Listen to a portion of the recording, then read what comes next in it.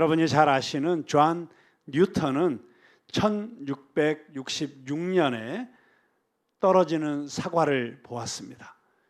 그 사과를 보고 그는 중력의 법칙을 깨달았습니다.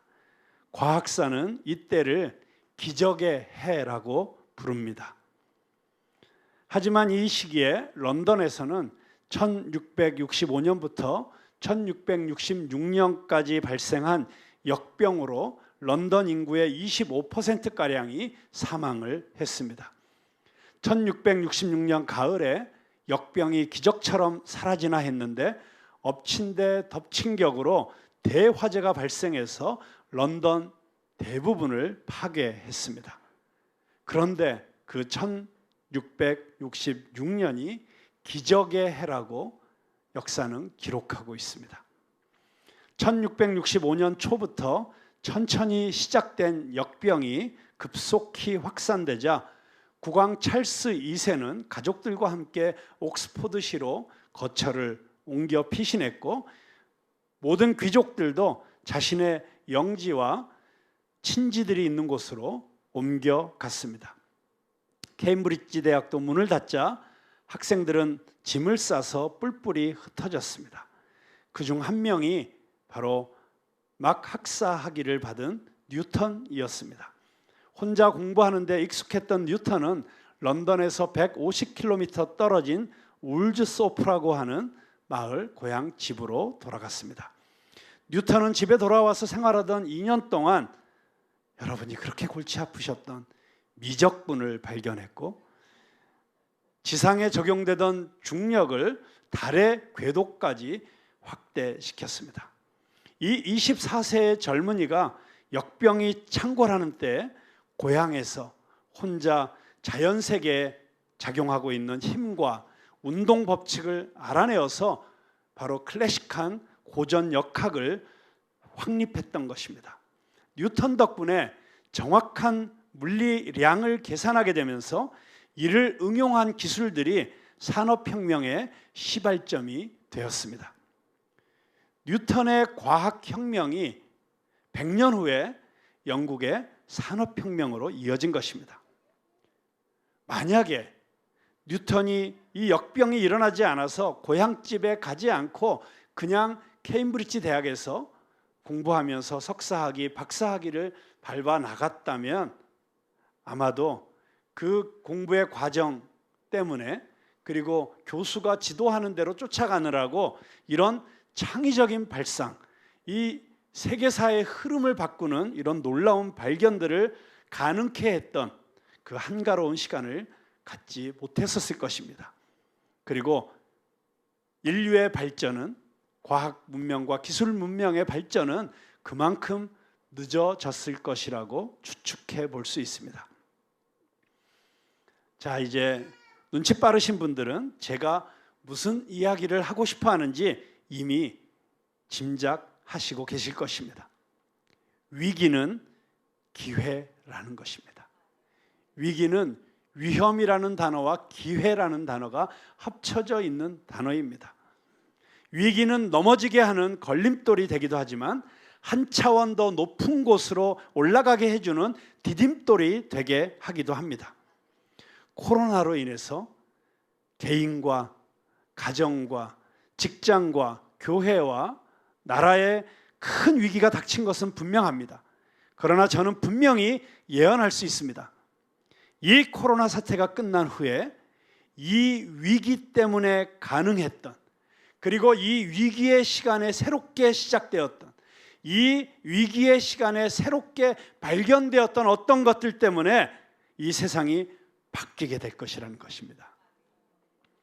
그리고 그 바뀌어진 세상에서 변화의 수레바퀴에 깔린 희생자가 될 것이냐 아니면 그 위에 올라타고 새로운 미래를 창조해가는 기적의 주인공이 될 것이냐 그것은 온전히 이 위기의 시간에 내가 어떤 태도를 가지고 어떤 선택을 하고 어떤 행동을 하느냐에 달려있다는 것입니다.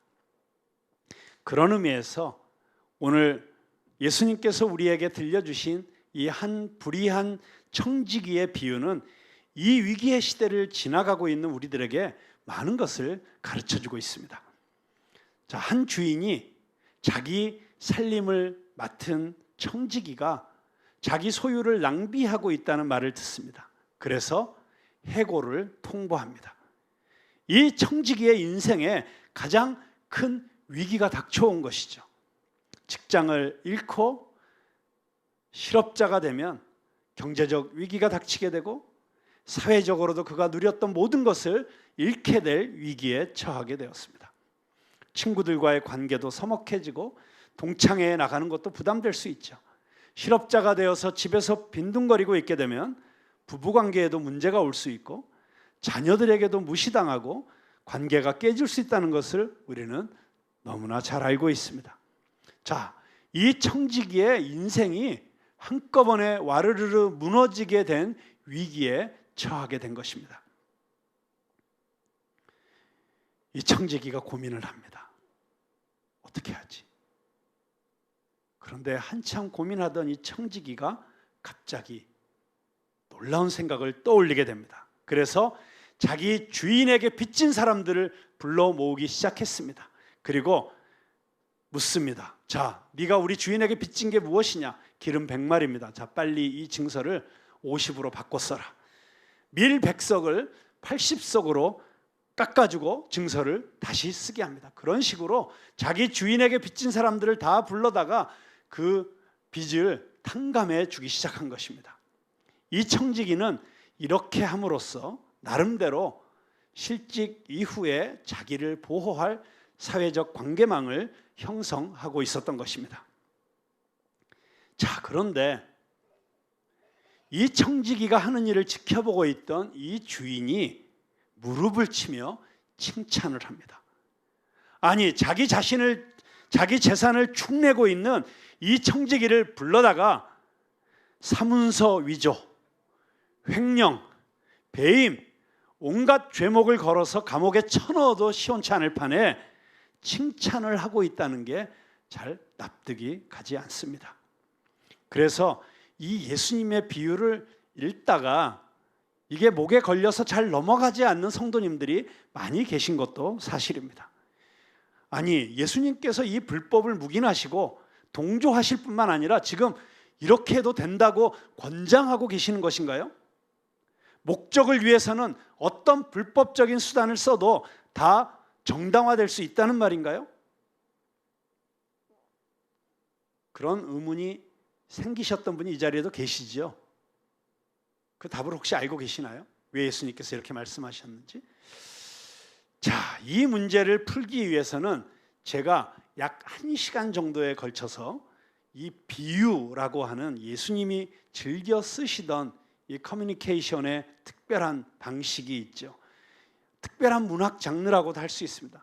이것에 대해서 제가 그 특성을 찬찬히 풀어서 설명을 해드릴 필요가 있습니다. 그리고 이 비유와 아주 유사하지만 많이 다른 알레고리, 즉 우화와 비유가 어떻게 다른지, 그래서 성경에 예수님께서 말씀하신 비유를 비유로 풀어야 되는데 비유로 풀지 않고 우화로 풀게 되면 어떻게 잘못되고 심지어는 이단이 될 수도 있는지, 자, 이걸 알아야지 이 비유를 우리에게 주신 예수님의 의도를 정확하게 알아차릴 수가 있습니다. 자, 저는 지금 낚시질을 하고 있습니다. 미끼를 던지고 있는 중이죠. 지금 이 설교를 듣고 있는 이 자리에 계신 분이나 이 영상을 보고 계시는 우리 성도님들 가운데서 갑자기 이 얘기를 듣고 나도 그걸 알고 싶다, 공부하고 싶다, 이런 마음이 생기도록 지금 미끼를 던지고 있는 것입니다. 그래서 나도 그걸 한번 공부해 볼 수 있는 기회가 있을까요? 라고 저에게 요청하는 성도님들이 있으면 제가 지체 없이 비유풀이 성경 공부반을 개설하려고 생각하고 있습니다.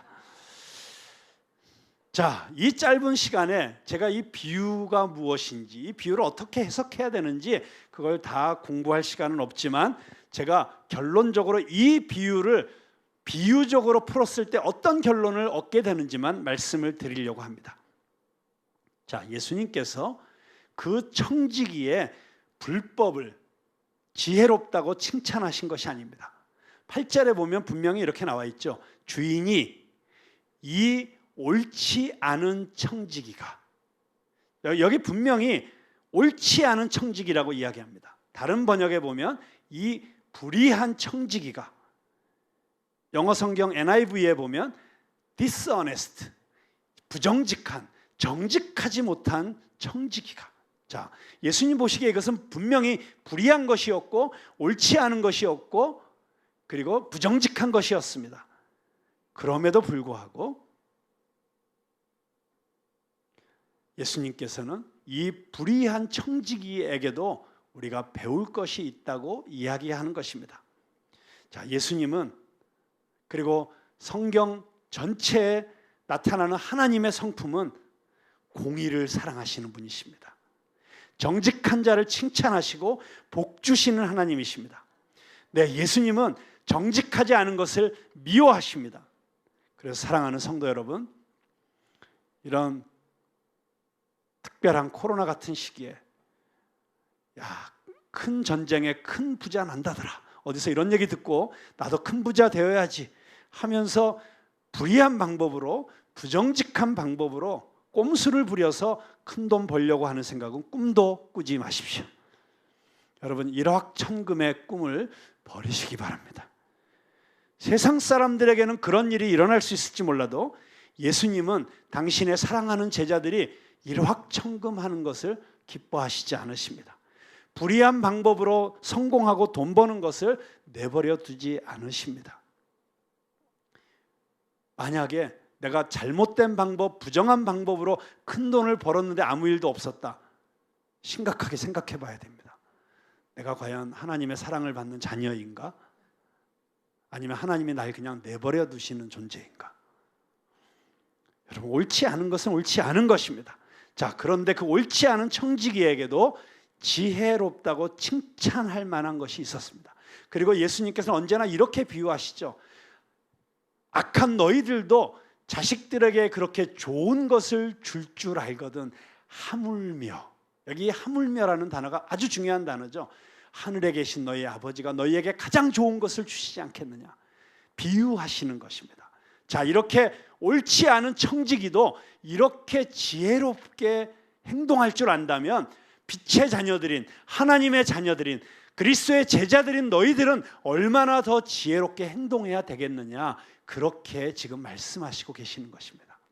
자, 그렇다면 이 옳지 않은 청지기가 지혜롭게 행동한 것은 어떤 것이었을까요?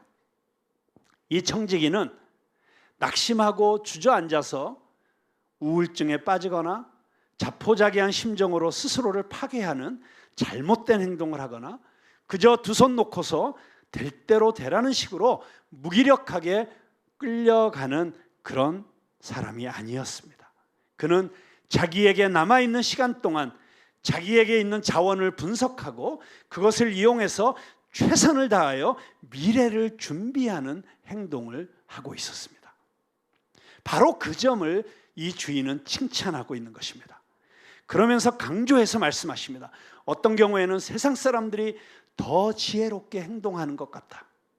세상 사람들도 미래를 준비하는 일을 위하여, 특별히 돈 버는 일을 위하여 저리도 고민하며 애쓰며 준비하는데 돈과는 비교할 수도 없는 영원한 하나님의 나라를 위하여 너희들은 더 열심히, 더 최선을 다해서 준비해야 하지 않겠느냐, 그렇게 말씀하시고 계시는 것입니다. 저는 이 청지기의 모습을 묵상하다가 하버드 비즈니스 리뷰의 편집장인 다이앤 쿠트의 글이 생각이 났습니다. 이 다이앤 쿠트는 왜 어떤 사람들은 역경을 만나고도 쓰러지지 않는가, 어떤 사람들은 어려움이 닥칠 때 아예 무너져 버리는데 왜 어떤 사람들은 역경을 만나고도 쓰러지지 않는가, 이것에 의문을 품었습니다. 그리고 그녀가 연구한 결과 그녀가 발견한 단어는 복원력이라는 단어였습니다. Resilience, 복원력. 그 제목으로 나온 책이 있죠. 회복 탄력성이라는 책입니다. 경영학에서 복원력이라고 하는 것은 역경 속에서 스스로의 역량을 재창조하여 재도약을 이루어내는 능력, 그것을 복원력이라고 합니다. 여러분, 지금 우리에게 필요한 것이 복원력 아닙니까? 인생에는 언제나 끊임없이 위기가 찾아옵니다. 고난과 고통과 위기가 없는 인생은 공동묘지에 가면 많이 만날 수 있습니다. 고난과 고통과 역경이 피할 수 없는 것이라면 우리에게 필요한 것은 바로 이 복원력입니다. 따라해 보시죠. 복원력. 이 복원력이 있는 사람들의 세 가지 특성을 다이앤 쿠트는 이렇게 정의합니다. 첫째, 그들은 자신 앞에 놓인 어려운 현실을 냉정하게 받아들인다. 현실 직시. 따라하시죠. 현실 직시. 여러분, 현실을 직시하는 것이 중요합니다. 무조건 잘 될 거야 라는 무모한 낙관주의, 모든 것을 비관적으로 보는 염세주의, 이 어려운 상황을 가져온 누군가를 지목하여 끊임없이 원망하고 불평하는 것 다 도움이 되지 않습니다. 현실은 현실대로 차갑게 냉철하게 응시하면서 자신이 해야 할 일에 역량을 집중하는 사람들이 복원력을 갖게 된다는 것입니다. 둘째, 그들은 힘든 시기에서도 의미를 찾습니다. 의미 발견. 따라하시죠. 의미 발견. 복원력이 있는 사람들은 역경이 닥쳤을 때 이 역경 안에서, 이 어려움 안에서 자신이 얻어야 할 무언가가 숨어 있다고 생각합니다. 실패를 반복해도 그 실패를 긍정적으로 받아들입니다. 선물을 가지고 있지 않은 문제는 없다. 큰 성공이라는 열매는 큰 문제라는 포장지로 쌓여 있기 때문에 많은 사람들이 종종 지나친다. 이런 식의 사고를 할 줄 아는 사람이라야 된다는 것입니다. 여러분, 그런 의미에서 보면 기독교인들은 가장 큰 복원력을 가진 사람들이 될 수 있습니다.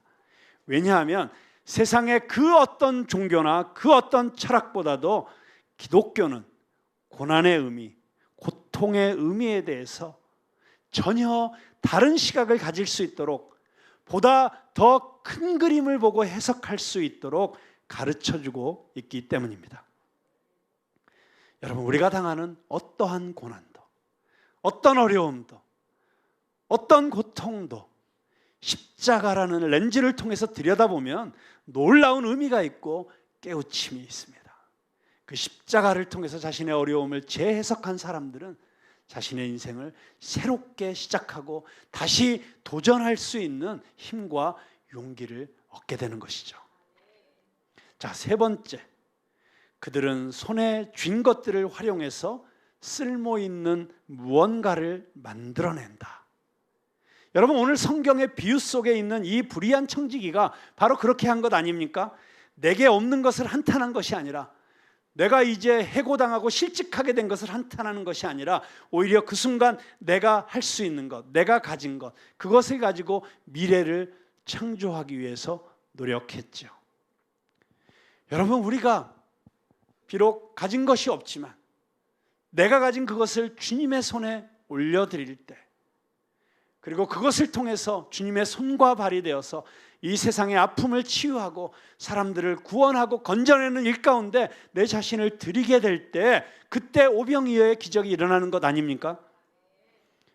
여러분, 이 복원력이 있는 사람들은 인류학자 레비스트로스가 브리콜라주라고 하는, 그렇게 부르는 기술을 습득한 사람들 같습니다. 브리콜라주. 따라해 보시죠. 브리콜라주. 자, 이 브리콜라주라는 것은 적절한 도구나 재료가 없어도 주변의 것을 활용해서 문제에 대한 해결책을 어떻게든 고안해내는 기술, 그것을 브리콜라주라고 합니다. 그리고 브리콜라주를 하는 사람을 브리콜레어라고 부릅니다. 한번 서로를 바라보시면서 당신은 브리콜레어이십니다 라고 한번 얘기해 주시죠. 브리콜레어. 당신은 브리콜레어이십니다.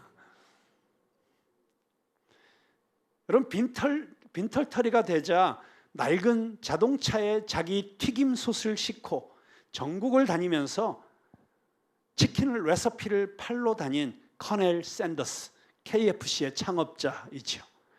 오실로스코프를 만들다가 부품을 구할 수 없게 되자 전화번호부를 뒤져서 휴렛 패커드에 전화를 걸어 부품을 달라고 요청했던 12살의 소년 스티브 잡스. 이런 인물들이 브릭 골레어의 좋은 예라고 저자는 소개를 하고 있습니다. 자, 이 세 가지 복원력이 강한 사람들의 특징 세 가지를 다시 정리해 볼까요? 1. 현실 직시. 2. 의미 발견. 3. 브릭골레어. 네. 자, 다시 우리가 그렇다면 코로나로 인해서 우리 모두가 겪고 있는 이 위기의 시대, 이 위기의 상황에 대해서 한번 생각해 보겠습니다. 집에 있는 시간이 많아지면서 가정폭력이 엄청나게 늘어나고 있다는 보도를 보게 되었습니다. 대량 실업의 공포가 현실이 되어가고 있습니다. 매출이 줄어들어서 당장 직원들 월급 주기도 힘든 회사들이 많아지고 있습니다. 코로나 위험 때문에 간병인을 쓸 수가 없어서 환자에게 매어 달리느라 육체적으로 감정적으로 한계에 다다른 많은 가족들이 있습니다. 교회도 위기를 겪고 있습니다. 오늘부터 이렇게 우리가 현장 예배를 시작하지만 아직 교회에 올 수 없는 많은 성도들이 있습니다. 미래학자들은 이 코로나 위기로 한국 교회가 급격하게 쇠퇴하게 될 것이라고 예측합니다. 교인 출석이 줄고 헌금이 줄면 많은 교회가 결국 문을 닫게 될 것이고 그동안 한국 교회가 감당해왔던 선교와 구제와 사회적 봉사가 위축될 것이라고 이야기들 합니다. 분명 위기인 것은 틀림없습니다. 그러나 이 위기 속에서 새로운 의미들이 또한 발견되고 있습니다. 저는 무엇보다도 이 코로나로 인해서 우리가 속고 살았던 많은 허상들이 깨어지는 것을 보게 됩니다. 그거 없이는 못 살 것 같았는데 사실 없어도 별것 아니었네. 그렇게 매일 백화점에 출근을 하지 않아도 우리 인생에 아무 문제가 없다는 사실을 발견하신 분들도 있을 것입니다. 14일 동안 자가격리를 경험하신 분들도 이 자리에 계십니다. 여러분 그 시간 동안에 뭘 발견하셨나요? 14일 자가격리 동안. 내가 없어도 세상은 아무 문제가 없이 돌아가는구나. 혹시 그런 깨달음을 얻지는 않으셨는지요? 한 목사님이 코로나 초기에 이런 글을 쓰셔서 참 많은 공감을 했습니다. 나는 배웠다라는 글입니다. 나는 배웠다. 모든 시간은 정지되었다. 일상이 사라졌다. 만나야 할 사람을 만나지 못한다. 만나도 경계부터 해야 한다. 여러 사람이 마주 앉아 팥빙수를 겁없이 떠먹던 날이 그립다. 가슴을 끌어안고 우정을 나누던 날이 또다시 올 수 있을까? 한숨이 깊어진다. 비로소 나는 일상이 기적이라는 것을 배웠다. 기적은 기적처럼 오지 않는다. 그래서 기도한다. 속히 일상의 기적과 함께 기적의 주인공으로 사는 일상을 달라고. 나는 배웠다. 마스크를 써본 뒤에야 지난날에 내 언어가 소란스러웠음을 알고 침묵을 배웠다. 너무나 쉽게 말했다. 너무 쉽게 비판하고 너무도 쉽게 조언했다. 생각은 짧았고 행동은 경박했다. 나는 배웠다. 살아있는 침묵을 스스로 가지지 못한 사람은 몰락을 통해서만 죽음으로 침묵하게 된다는 사실을. 나는 배웠다. 세상을 움직이는 것은 정치인이 아니었다. 성직자도 아니었다. 소식을 듣자 대구로 달려간 신혼 1년차 간호천사가 가슴을 울렸다. 잠들 곳이 없어 장례식장에서 잠든다는 겁없는 간호천사들의 이야기에 한없이 부끄러웠다. 따뜻한 더치커피를 캔에 담아 전달하는 손길들을 보며 살맛 나는 세상을 느꼈다. 이마에 깊이 팬 고글 자국 위에 밴드를 붙이며 싱긋 웃는 웃음이 희망 백신이었다. 나는 배웠다. 작은 돌적이가 문을 움직이듯이 세상을 움직이는 것은 저들의 살아있는 행동인 것을. 나는 배웠다. 죽음이 영원히 3인칭일 수만은 없다는 것을. 언젠가 내게도 닥칠 수 있는, 그래서 언제나 준비되어 있어야만 하는 것이 죽음인 것을 배웠다. 인간이 쌓은 천만의 도성도 바벨탑이 무너지듯 한순간에 무너질 수 있다. 만물의 영장이라는 인간이 미생물의 침투에 너무도 쉽게 쓰러질 수 있는 존재인 것을 배웠다. 그런데도 천년만년 살 것처럼 악다구니를 퍼붓고 살았으니 얼마나 웃기는 일인가를 배웠다. 나는 배웠다. 인생의 허들 경기에서 장애물은 넘어지라고 있는 것이 아니라 넘어서라고 있는 것임을, 자신에게 닥친 시련을 재정의하고 살아남아 영웅이 될지 바이러스의 희생양이 될지는 나의 선택에 달려있다. 닥친 불행과 시련을 운명이 아닌 삶의 한 조각으로 편입시키는 것이 무엇인지를 배웠다. 그때 희망의 불씨가 살아나고 있었다. 나는 배웠다. 가장 큰 바이러스는 사스도 코로나도 아닌 내 마음을 늙고 병들게 하는 절망의 바이러스라는 것을 나는 배워야 한다. 아파도 웃어야만 이길 수 있다는 것을, 아니 그게 진정한 인간 승리임을 나는 기도한다. 마지막에 웃는 자가 되게 해달라고. 앙꼬라 임파로, 나는 아직도 배우고 있다는 이탈리어다. 세기의 천재 미켈란젤로가 시스티나 성당의 천장화를 비롯 수많은 명작을 남긴다. 많은 세월이 흐른다. 인생의 황혼역인 87세 때 자신의 스케치북 한쪽에 남긴 글이다. 내 나이 겨우 60을 넘겼다. 그래, 우리는 모두 살아야 한다. 잘 살기 위해 배워야 한다. 앙꼬라 임파로. 그렇다면 우리 모두는 살아있다. 그럼 한번 따라해 보실까요? 앙꼬라 임파로. 저는 우리 각자가 이 시기를 그냥 생각 없이 지나지 말고 나는 배웠다라는 주제로 자신이 이 시기를 지나면서 배운 것들을 정리해서 우리 성도들이 함께 볼 수 있도록 좀 공유하면 좋겠다는 생각을 하게 되었습니다. 우리 교회 단톡방이 이런저런 예기치 않은 사고로 인해서 교회 공지 외에는 올릴 수 없도록 제한이 되어 있어서 그 단톡방을 사용할 수는 없겠으니 우리가 이 기회에 자유롭게 성도들이 자신의 삶을 나누고 은혜를 나누고 경험을 나눌 수 있는 그런 단톡방을 하나 만들어서 나는 배웠다라는 제목으로 자기 이야기를 다 한 명씩 올리면 너무 좋겠다는 생각을 했습니다. 같이 해보실까요? 하실 마음이 있으세요? 네, 한번 시작해 보도록 하겠습니다. 네, 단톡방을 만드는 이런 귀찮은 일은 우리 이윤경 전사님이 항상 하시기 때문에 이윤경 전사님이 동의하셔야겠지만 한번 빠르게 시작을 해보고 싶습니다. 자, 이렇게 이 코로나 사태, 이 위기 속에서 마치 뉴턴이 사과가 떨어지는 것을 보고 중력의 법칙을 발견해낸 것처럼 인생의 의미, 신앙의 의미, 십자가의 의미, 사랑의 의미를 새롭게 발견하고 깨달은 사람들이 뿌리는 씨앗을 통해서 저는 이 시대에 새로운 기적이 잉태될 것이라고 믿습니다. 우리가 그렇게 깨달은 데서 멈추지 않고 행동합니다. 변화를 시작합니다. 새로운 사역을 시작합니다. 정말 본질적이고 중요한 것에 이제 집중합니다. 그렇게 우리가 현실을 직시하고 의미를 발견하고 새로운 행동을 시작하면 이 2020년은 우리의 인생의 기적의 해로 기억되게 될 것입니다. 우리 교회에도 2020년은 기적의 해로 기억될 것입니다. 2020년에 우리 교회가 뿌린 씨앗들이 20년 후, 30년 후에 세상을 바꾸는 열매로 풍성하게 열려서 누군가가 추수하게 될 것입니다. 저는 21세기는 건강한 중소형 교회들이 연대하여 이끌어가는 시대가 될 것이라고, 그러니 이 21세기에 건강한 중소형 교회의 모델이 되는 교회가 되게 하라고 그렇게 저에게 비전을 주셨던 그 하나님의 음성을 생생하게 기억하고 있습니다. 2010년에 제가 그 비전을 남아프리카 케이프타운에서 산 위에서 받았습니다. 근데 10년 동안 너무 힘들었습니다. 그 비전 때문에. 도저히 저희 교회가 모델이 되기는커녕 너무 힘들고 어려운 목회를 하느라고 제가 너무 허덕이고 또 우리 많은 성도님들이 그 허덕이는 목사를 보면서 힘들어하고 같이 힘들었던 시간들을 참 많이도 보냈습니다.